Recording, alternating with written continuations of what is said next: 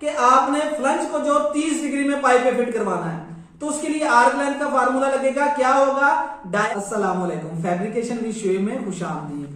आज का हमारा टॉपिक है पाइप फिटर और फैब्रिकेटर से इंटरव्यू में जो सवाल पूछे जाते हैं उन्हीं के बारे में आज हमारी वीडियो है। लास्ट 2 वीडियो अपलोड की गई थी, लेकिन आप लोगों ने कहा था कि आपको वॉइस क्लियर समझ नहीं आ रही, तो आज आपके लिए एक स्पेशल वीडियो बना रहा हूं। अब आपने तवज्जो से सारी वीडियो देखनी है और चैनल को सब्सक्राइब कर लेना है, और जो चीज समझ ना आए वो आप कमेंट सेशन में पूछ सकते हैं। सबसे पहले जब आप कहीं इंटरव्यू देने के लिए जाते हैं, आपको एक सीवी दरकार होती है। सीवी में आपका नाम, डाटा और वर्क एक्सपीरियंस, वर्क सर्टिफिकेट, सारी चीजें जो होती हैं सीवी के अंदर मौजूद होनी चाहिए।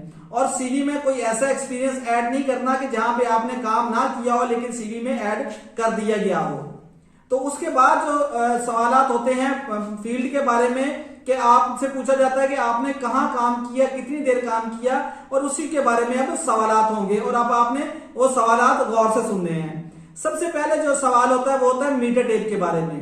तो वो पूछेगा कि मीटर टेप क्या है। आपने कहना है मीटर टेप एक मेजरिंग इंस्ट्रूमेंट है, इसकी मदद से हम मीट्रिक सिस्टम और एम्पीरियल सिस्टम में डायमेंशन ले सकते हैं। मीट्रिक सिस्टम होगा सेंटीमीटर, मिलीमीटर, मीटर, और एम्पीरियल सिस्टम होगा फुट, इंच और सूट। अब आपसे पूछेगा 1 मीटर में कितने सेंटीमीटर होते हैं। आपने कहना है 100 सेंटीमीटर होते हैं। उसके बाद वो आपसे ये भी पूछ सकता है 1 इंच में कितने मिलीमीटर होते हैं। आपने कहना है 1 इंच में 25.4 मिलीमीटर होते हैं। समझे कि आपको मीटर टेप मुकम्मल आती हो, इसमें कोई डाउट ना हो, क्योंकि जो फर्स्ट चीज है, इंपॉर्टेंट चीज है, वो है मेजरिंग टूल। आपको ये बिल्कुल बेहतर तरीके से, अच्छे तरीके से आता हो। उसके बाद होगा आपसे सवाल कि पाइप फिटिंग मटेरियल क्या है, इसके एटम कौन कौन से हैं। आपने पाइप फिटिंग मटेरियल में बताना है कि सबसे पहले हमें पाइपिंग में जो मटेरियल हम यूज करते हैं उसमें पाइप भी है, एल्बो भी है, सैडल भी है, रिड्यूसर भी है, फ्लंजेस भी है, बाल्स भी है, नट बोल्ट भी है, गैसकट भी है। ये सारी चीजें कहां इस्तेमाल होती हैं? पाइपलाइन के वर्क में इस्तेमाल होती हैं। उसके बाद नेक्स्ट सवाल होगा स्पूल किसे कहते हैं। आपने ये कहना है कि स्पूल जब किसी पाइप के साथ एल्बो, सैडल, रिड्यूसर, कोई भी जो पाइप फिटिंग मटेरियल जो हम उसके साथ टैग करवा देंगे तो वो हमारे पास स्पूल बन जाएगा। उसके बाद जो नेक्स्ट क्वेश्चन होगा वो क्वेश्चन ये हो सकता है कि आपको एल्बो के बारे में क्या मालूमात है, एल्बो क्यों इस्तेमाल की जाती है और एल्बो कितनी इकसाम की होती हैं। एल्बो का इस्तेमाल पाइप को किसी भी डिग्री में मोड़ने के लिए इस्तेमाल होता है। ये लाजमी नहीं कि सिर्फ 90 डिग्री में, किसी भी डिग्री में जब हमने पाइप को, जो हमारी फ्लो लाइन आ रही है, हमने किसी भी डिग्री में उसे मोड़ना है तो हम वहां पे एल्बो इस्तेमाल करते हैं। अब एल्बो कितनी किस्म की होती है? एल्बो शॉर्ट, मीडियम और लॉन्ग। अब नेक्स्ट क्वेश्चन वो क्या करेगा इसी में से कि इसका सेंटर किस तरह फाइंड करते हैं और सेंटर फाइंड क्यों करते हैं। पहले आपको बता दूं सेंटर फाइंड क्यों करते हैं। सेंटर इसलिए फाइंड करते हैं कि ड्राइंग पर हमें एल्बो के सेंटर टू सेंटर डायमेंशन दी जाती है और हमें वो दरमियान वाले पीस की जो लेंथ फाइंड करने के लिए हमें एल्बो सेंटर की जरूरत होती है। इस पे भी मैंने एक वीडियो बनाई हुई है, तो आप वो देख सकते हैं, उसमें डिटेल के साथ बताया गया है एल्बो की इकसाम और एल्बो का सेंटर किस तरह फाइंड करते हैं। एल्बो कितनी किस्म की होती हैं? शॉर्ट, मीडियम और लॉन्ग। जो शॉर्ट का सेंटर होता है, जितना उसका डाया है उतना ही उसका सेंटर होगा। मीडियम का 1.5 गुना डाय के और लॉन्ग का 2 से 2.5 गुना होता है। उसके बाद अगला क्वेश्चन जो आपसे होगा, सैडल और लैटरल में क्या फर्क है। सैडल जो होती है वो पाइप के ऊपर 90 डिग्री में लगती है हमेशा, और जो लैटरल होता है वो किसी भी डिग्री में 30, 60, 35, समझे किसी भी डिग्री में जो पीस लगे, पाइप लगाएंगे पाइप के ऊपर, तो वो उसे लैटरल कहेंगे। उसके बाद नेक्स्ट जो क्वेश्चन होगा वो ये होगा कि आपको ऑर्ड्स के बारे में क्या पता है। ये देखिए, ये आपको नजर आ रहा होगा, ये मुख्तलिफ किस्म के हैं, इसे कहते हैं साकोलेट, नंबर 1। नंबर 2 ये थ्रेडोलेट और ये वेल्डोलेट। अब आपने तवज्जो करनी है इसमें क्या चीजें हैं। वेल्डोलेट के जो ये वाली साइड है, ये जो है पाइप के ऊपर हम वेल्ड करेंगे, ये वाली साइड, यहां पे आपको ये वाली साइड हम पाइप पर वेल्ड करेंगे जिस तरह सैडल बनी हुई है। और 2 नंबर पे है कि साकोलेट, साकोलेट की जिस तरह ये सैडल बनी हुई है, ये पाइप के ऊपर रखकर वेल्डिंग होगी। और इस तरफ ये इस्तेमाल क्यों होगी? इस्तेमाल इसलिए करते हैं कि जब पाइप फिटिंग हमने कर दी है, तो वहां से हमने इंस्ट्रूमेंट या गेजेस के लिए प्रेशर चेक करने के लिए जो गेजेस लगाते हैं वहां पे ओड्स का इस्तेमाल होता है।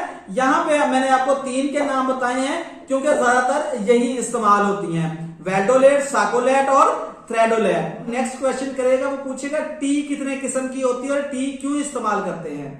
टी 2 किस्म की होती है, एक होती है इक्वल टी और दूसरी रिड्यूसिंग टी। ये आपको जो नजर आ रही है इसे हम कहेंगे रिड्यूसिंग टी, क्योंकि जो इससे ब्रांच निकल रही है उसका डाया जो मेन डाया उससे कम है। ये कहां पे इस्तेमाल होगी, ये जॉब की नोयत से। लेकिन आपने ये देख लेना, ये बता देना है कि 2 किस्म की होती है, रिड्यूसिंग टी और ये आपको नजर आ रही ये होगी इक्वल टी। ये किस लिए इस्तेमाल होती हैं, ब्रांच लाइन निकालने के लिए इस्तेमाल होती हैं, जो हमें ड्राइंग पर दी जाती है। लेकिन आपको यह पता होना चाहिए कि कितनी इकसाम होती हैं और शक्ल के लिहाज से भी आपको पहचान होनी चाहिए। ये देखें, ये है रिड्यूसिंग टी और ये है इक्वल टी। उसके बाद जो नेक्स्ट क्वेश्चन आपसे होगा वो होगा कि पाइप की तारीफ करें आप। पाइप किसे कहते हैं। पाइप माया लिक्विड गैस को एक जगह से दूसरी जगह बगैर किसी नुकसान के मुंतकिल करने के लिए इस्तेमाल करते हैं। आपसे पूछेगा कि पाइप कितने किस्म के होते हैं, आपने बताना है कि 2 किस्म के होते हैं। एक होता है सेम पाइप और दूसरा same less pipe. Same pipe कौन सा होता है, जिसमें वेल्डिंग की जाती है, आपको वेल्डिंग नजर आए, और एक होता है जो सेम लेस के उसमें वेल्डिंग नहीं की हुई होती, उसका ज्वाइंट शो नहीं होगा आपको। उसके बाद आगे आपसे पूछेगा अगला सवाल कि आपको पाइप वाल थिकनेस शेड्यूल के बारे में क्या मालूमात है। पाइप के 12 इंच तक जो डीएन है, डाया नॉमिनल, वो फिक्स है। फॉर एग्जाम्पल अगर 4 इंच का पाइप है तो उसका जो ओडी होगा 114 मिलीमीटर है। और इसमें आपको एक चीज बता दूं कि जैसी शेड्यूल होता है 10, 20, 30, 40, 80, तो आपने देखना है जो 80 शेड्यूल है या 40 शेड्यूल है या 120 शेड्यूल है, उसमें आपने ये देखना जैसे ही शेड्यूल ज्यादा होगा तो आपके इन डाई पे फर्क पड़ेगा, आउट डाया पाइप का उतना ही रहेगा, ओडी उतना ही रहेगा, थिकनेस इंटरनल अंदरूनी तरफ बढ़ेगी। यहां पे आके अक्सर भूल जाते हैं कि शेड्यूल का पाइप पर क्या असर होता है। ओडी पर कोई असर नहीं होता, आईडी पर, इंटरनल डाई पर वो असरअंदाज होता है। और आपको ये याद होना चाहिए कि आपको किसी भी 12 इंच तक किसी भी पाइप का जो ओडी वो पूछ सकता है। जैसे 6 इंच का 168 मिलीमीटर ओडी होगा, अगर 2 इंच का है तो 60 मिलीमीटर होगा, अगर 1 इंच का है तो 33 मिलीमीटर होगा, अगर वो 3 इंच का है तो उसका 88 मिलीमीटर होगा। उसके बाद नेक्स्ट क्वेश्चन होगा फ्लंजेस क्यों इस्तेमाल होते हैं, फ्लंजेस की इकसाम क्या क्या है और इसको किस तरह फिटअप करते हैं। सबसे पहले आपने बताना है फ्लंजेस जो है कि 2 पाइपों को आपस में जोड़ने के लिए और बवक्त जरूरत अलहदा करने के लिए या इनके दरमियान कोई फिटिंग आइटम जैसे वाल्व्स लगाने के लिए इस्तेमाल किया जाता है। उसके बाद इसकी इकसाम की पहचान भी करवाएगा। आपको कुछ कम से कम 5 जो फ्लंजेस है उनके नाम आने चाहिए, जैसे neck weld flange, orifice flange, blind flange, slip on flange, socket flange और थ्रेडेड फ्लंज। सबसे पहले मैं आपको बताता हूं जो मोस्ट इंपॉर्टेंट है, जिसके बारे में अक्सर सवाल किया जाता है। ये आपको नजर आ रहा है, इसे कहते हैं ऑरिफेस फ्लंज, ठीक है। और इसकी जो पीछे से आपको ये नजर आ रहा है, ये इसकी गर्दन जो नेकवेल्ड फ्लंज जैसी होती है, और आपको नजर आ रहा होगा इस तरफ भी दोनों तरफ मोटाई के दोनों जानब आमने सामने 2 सुराख होंगे, इसमें थ्रेडिंग होगी। इसका इस्तेमाल वहां पे किया जाता है जहां पे हमें उस पाइप लाइन में से जो लिक्विड या कोई स्टीम कोई चीज भी गुजर रही है उसका प्रेशर मालूम करने के लिए, टेम्परेचर मालूम करने के लिए यहां पे हम गेजेस लगा सकते हैं। उसके बाद ये भी आपसे पूछ सकता है कि फ्लंज की क्लास कौन कौन सी होती है। इसके बारे में आपको ये बताता चलूं कि फ्लंज की क्लास जैसे ही ज्यादा होगी, इसमें 150, 300, 400, 600, 900, 1500 ये फ्लंज की क्लासेस हैं। उसके बाद जैसी क्लास ज्यादा होगी फ्लंज का जो कि थिकनेस ज्यादा हो जाएगी और उसके होल की तादाद भी ज्यादा हो जाएगी। उसके बाद है ये आपको नजर आ रही है थ्रेडेड फ्लंज, ठीक है। इसके अंदर क्या है, थ्रेडिंग हुई है, चूड़ियां बनी हुई हैं, ठीक है। ये पाइप के ऊपर घुमाकर इसे फिक्स कर दिया जाता है। उसके बाद ये वाला है नेकवेल्ड फ्लंज, देखें इस तरफ जो कि गर्दनुमा बनी हुई है और पाइप जो इस जगह पे वेल्डिंग होगा। और ये देखें ये फेस, ये है राइज फेस। फ्लंज 2 किस्म के होते हैं, एक होते हैं फ्लैट फेस उसका होता है, यहाँ इसकी जो वेब बनी हुई है ये राइज फेस के, जो हमें गैस कट होगी ये इसी जगह पर आएगी, सिर्फ यहाँ पे नहीं, सिर्फ इसी चीज की बनेगी।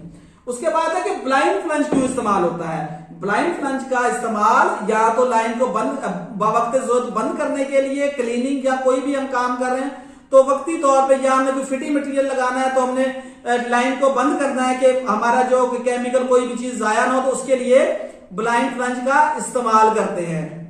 उसके बाद है कि जो सॉकेट फ्लंज है, ये आपको नजर आ रहा है सॉकेट फ्लंज। देखिए अंदर सॉकेट बनी हुई है और ये 5 मिलीमीटर 10 मिलीमीटर की आगे टक्कर बनी हुई होती है पाइप को सॉकेट के अंदर। क्या हुआ, इसका जो ओडी है पाइप के ओडी से ज्यादा होगा और इसको जो बिल्कुल टक्कर के साथ रख के पाइप को वेल्ड नहीं किया जाता, बल्कि 2 मिली गैप दिया जाता है ताकि जब वेल्डिंग की वजह से फैलाव हो तो हमारा जो लेवल है इसकी जो फिटिंग है वो डिस्टर्ब ना हो। उसके बाद नेक्स्ट क्वेश्चन होगा कि रिड्यूसर कितनी किस्म के होते हैं, क्यों इस्तेमाल होते हैं। रिड्यूसर 2 किस्म के होते हैं, इंसेंट्रिक और कॉन्सेंट्रिक, और इसे हम ए टाइप रिड्यूसर और बी टाइप रिड्यूसर भी कहते हैं। ये रिड्यूसर जो आपको नजर आ रहा है इसे हम कहेंगे इंसेंट्रिक रिड्यूसर। ये देखें, अब इसमें जो मेन फर्क है वो ये है कि इन दोनों जो डाये हैं, आपको इस तरफ भी नजर आ रहा हो दूसरी तरफ, इन दोनों डाये का जो सेंटर है वो एक सेंटर मरकज पर वाकया नहीं है। इसे हम इंसेंट्रिक रिड्यूसर कहते हैं। ज्यादातर उसकी लाइन में ये वाला जो कि रिड्यूसर इंसेंट्रिक इस्तेमाल किया जाता है, इसे बी टाइप भी कहते हैं। और ये ए टाइप रिड्यूसर है और हम इसे कॉन्सेंट्रिक रिड्यूसर भी कहते हैं।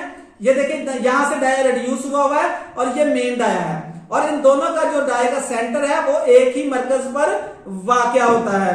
उसके बाद नेक्स्ट क्वेश्चन ये है कि आपको वाल्व्स के बारे में क्या मालूमात है, वाल्व्स क्यों इस्तेमाल होते हैं। वाल्व्स जो है कि पाइप लाइन में, पाइप फिटिंग मटेरियल में जो है कि जहां पे पाइप फिटिंग हुई है वहां पे माया लिक्विड गैस का जो बहाव है उसको कंट्रोल करने के लिए, खोलने और बंद करने के लिए इस्तेमाल किया जाता है। गेट वाल और ग्लोब वाल में क्या फर्क है। उसके बाद नेक्स्ट क्वेश्चन ये होगा कि गैस्केट क्यों इस्तेमाल होती है। गैस्केट हमें जब हम 2 फ्लंजेस आपस में मिलाते हैं, 2 लाइनों को मिलाने के लिए जब हम नट बोल्ट डालते हैं तो लीकेज होने का खदशा रहता है, तो गैस्केट जो है कि ये एक बतौर सील का काम करती है कि लीकेज होने से रोकती है। उसके बाद नेक्स्ट क्वेश्चन आपसे ये होगा, आपने गौर से सवाल सुनना है कि पाइप का ओडी, आईडी और सीएफ क्या होता है। ओडी कहते हैं आउट डाया, आईडी का मतलब इंटरनल डाया और सीएफ का मतलब सरकमफ्रांस। अब वो पूछेगा सरकमफ्रांस किस तरह मालूम करते हैं।